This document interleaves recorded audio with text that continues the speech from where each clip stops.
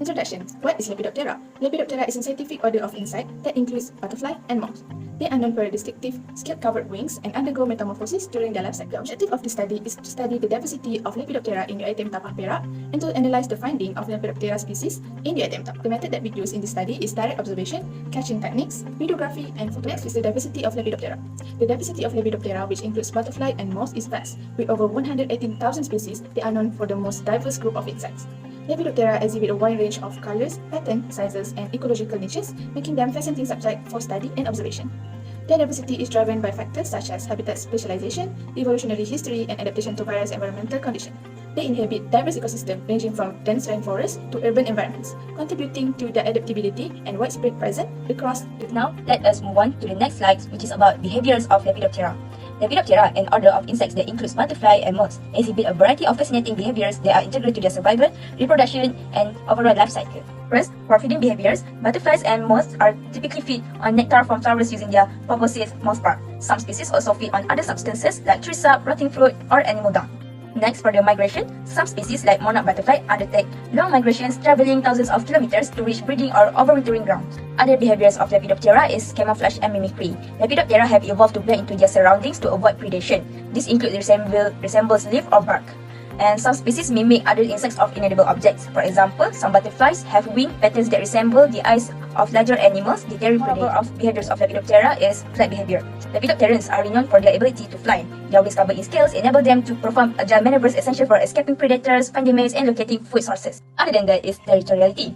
Males establish territories to attract females. They may defend these territories against rival males, engaging in area battles or other displays of dominance. For the last one is reproduction behaviors of Lepidoptera. Lepidoptera comprise complex actions including pheromone releases, coincidences, and visual displays. And for the female Lepidoptera, they lay eggs on suitable host plants for their larvae to feed on. Now, let's move on to the habitat of Lepidopterans. Lepidopterans inhabit almost every type of habitat, including wetlands, tropical rainforests, high mountaintops, and barren deserts.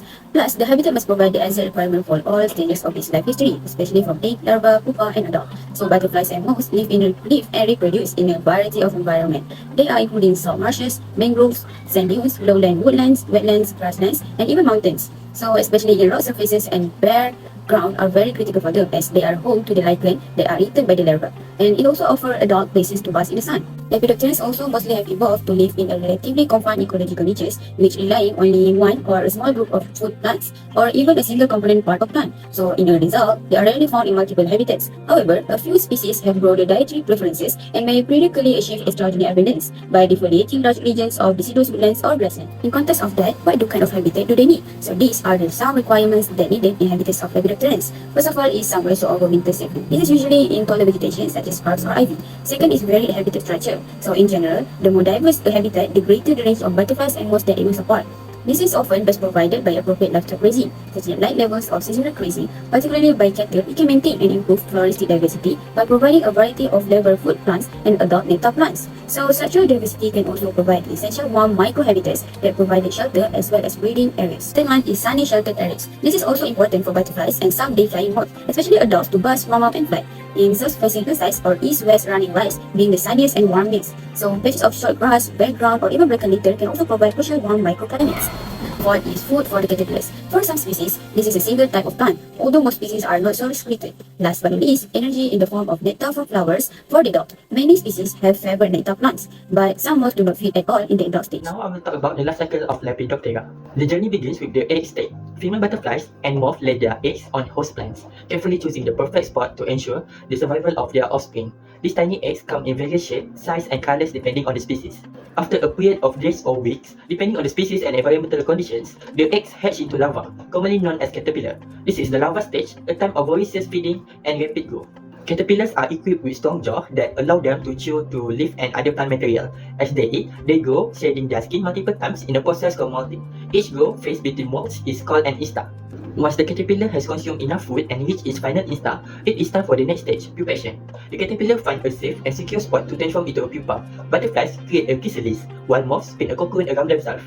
Inside the pupa, an astonishing transformation occurs. The caterpillar bodies break down and reorganize into a completely different form. This stage can last from a few weeks to several months, depending on the species and environmental conditions. Finally, the adult butterfly or moth emerges from the pupa, completing the metamorphosis. This is the adult stage, characterized by fully developed wings and reproductive organs. The new adult lets and pump fluid into its wings to expand and harden them. As adults, butterfly and moth play a crucial role in ecosystem, such as pollination and serving as food for other animals. They seek out mates to continue the life cycle, laying eggs on host plant to begin the process anew. Moving on to the ecological importance. First, pollination. While not as prominent as bees, many butterflies and moths are effective pollinators. As they forage for nectar, their bodies inevitably pick up and transfer pollen from one flower to another, facilitating plant reproduction. This pollination service is indispensable for the survival of numerous plant species and the maintenance of biodiversity. Other than that, Lepidoptera serve as indicator species, reflecting the health of ecosystems. Their presence and abundance can indicate changes in environmental conditions, such as pollution levels or habitat degradation, making them valuable indicators for monitoring ecosystem health. Furthermore, Lepidoptera serve as a vital link in food webs. As both larvae and adults, they are a food source for various predators including birds, reptiles, and other insects. Their role in the food chain influences the balance and stability of ecosystems. Moreover, Lepidoptera larvae contribute to nutrient cycling by consuming plant material and converting it into biomass. As they grow and develop, they accumulate nutrients which are later released back into the ecosystem when they die or undergo metamorphosis. This process enhances soil fertility and supports the health of plant communities. Next, plant interactions. Many species have co-evolved with specific plants, forming essential mutualistic relationships. For example, monarch butterflies rely on mate-with plants for laying eggs and nourishing their caterpillars. These interactions shape the distribution and abundance of both insects and plants. Lastly, cultural and educational value. Their vibrant colors, intricate patterns, and fascinating life cycles have captivated humans for centuries, inspiring art, literature, and scientific study. Butterfly gardens and exhibits provide valuable educational opportunities for people of all age to learn about biodiversity and conservation. So now, let's talk about analysis of the finding. We have found 3 species of Lepidoptera in UiTM Tapah. Firstly, we have Wattima valdus, which is also known as the common five-ring. It is a species of butterfly found in South and Southeast Asia. Its taxonomic classification is as follows. Class is Insecta, order is Lepidoptera, family is Nymphalidae, genus is Wattima, and species is Wattima valdus. We recorded a total of 20 individuals of this species. Next we have Lisa zampa. It's commonly known as tropical swallowtail moth. It is a large moth found in Southeast Asia. So now, let's take a look at its classification. For the class is Insecta, order is Lepidoptera, family is Uranidae, genus is Lisa, and species is Lisa zampa. We recorded a total of 3 individuals of this species. For the last one, we have Daphnusa ocellaris. It is a species of moth that can be found in part of Southeast Asia. And here is the taxonomy classification. For the class is Insecta, order is Lepidoptera, family is Stingidae, genus is Daphnusa, and species is Daphnusa ocellaris. We recorded a total of 2 individuals of this species. Next is discussion. This field study was done near Tasik Alpha from 5 p.m. to 7 p.m. Butterflies are more active during the day, while moths are active at night. They are mostly active in the afternoon, where they may see mating, fighting, or fluttering. However, some butterflies are crepuscular, meaning they fly at dawn and dusk. The diversity of Lepidoptera in UiTM Tapah is influenced by various factors. Vegetation plays a crucial role as different plant species provide food and habitat for Lepidoptera. The areas around UiTM Tapah is a diverse vegetation, which includes flowering plants and fruit trees, tends to have higher Lepidoptera diversity. Forest edges and disturbed habitat around UiTM Tapah also attract a variety of Lepidoptera species, as they provide a mix of open and forested area.